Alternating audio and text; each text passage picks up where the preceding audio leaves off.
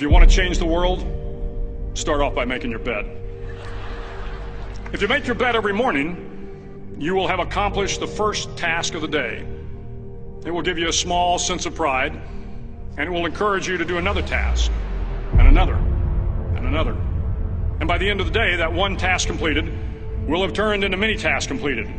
Making your bed will also reinforce the fact that the little things in life matter. If you can't do the little things right, you'll never be able to do the big things right. And if by chance you have a miserable day, you will come home to a bed that is made,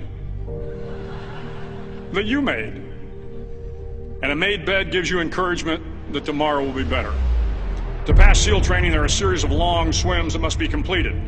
One is the night swim. Before the swim, the instructors joyfully brief the students on all the species of sharks that inhabit the waters off San Clemente.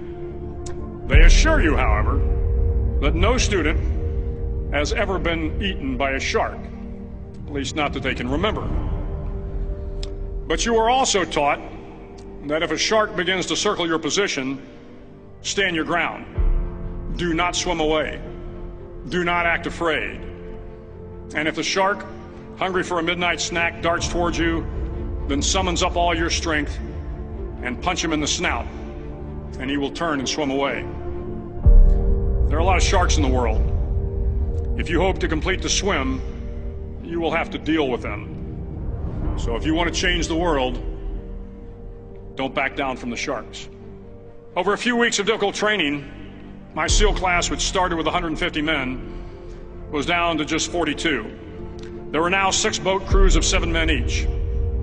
I was in the boat with the tall guys, but the best boat crew we had was made up of the little guys, the Munchkin crew, we called them. No one was over 5'5". The Munchkin boat crew had 1 American Indian, 1 African American, 1 Polish American, 1 Greek American, 1 Italian American, and 2 tough kids from the Midwest. They out-paddled, outran, and outswam all the other boat crews. The big men in the other boat crews would always make good-natured fun of the tiny little flippers the Munchkins put on their tiny little feet prior to every swim.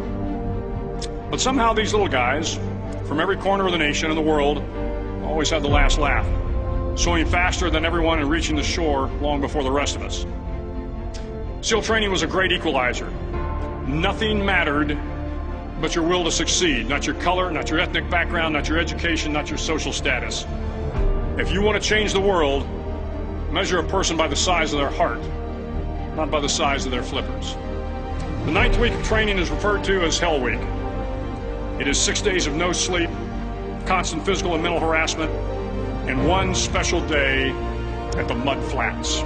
The Mud Flats are an area between San Diego and Tijuana where the water runs off and creates the Tijuana Sloughs, a swampy patch of terrain where the mud will engulf you. It is on Wednesday of Hell Week that you paddle down to the Mud Flats and spend the next 15 hours trying to survive the freezing cold, the howling wind, and the incessant pressure to quit from the instructors. As the sun began to set that Wednesday evening, my training class, having committed some egregious infraction to rules, was ordered into the mud. The mud consumed each man till there was nothing visible but our heads. The instructors told us we could leave the mud if only 5 men would quit. Only 5 men, just 5 men, and we could get out of the oppressive cold. Looking around the mud flat, it was apparent that some students were about to give up. It was still over 8 hours till the sun came up. 8 more hours of bone-chilling cold. The chattering teeth and the shivering moans of the trainees were so loud, it was hard to hear anything. And then one voice began to echo through the night. One voice raised in song. The song was terribly out of tune, but sung with great enthusiasm. One voice became 2, and 2 became 3, and before long, everyone in the class was singing. The instructors threatened us with more time in the mud if we kept up the singing, but the singing persisted, and somehow the mud seemed a little warmer, and the wind a little tamer, and the dawn not so far away. If I have learned anything in my time traveling the world, it is the power of hope.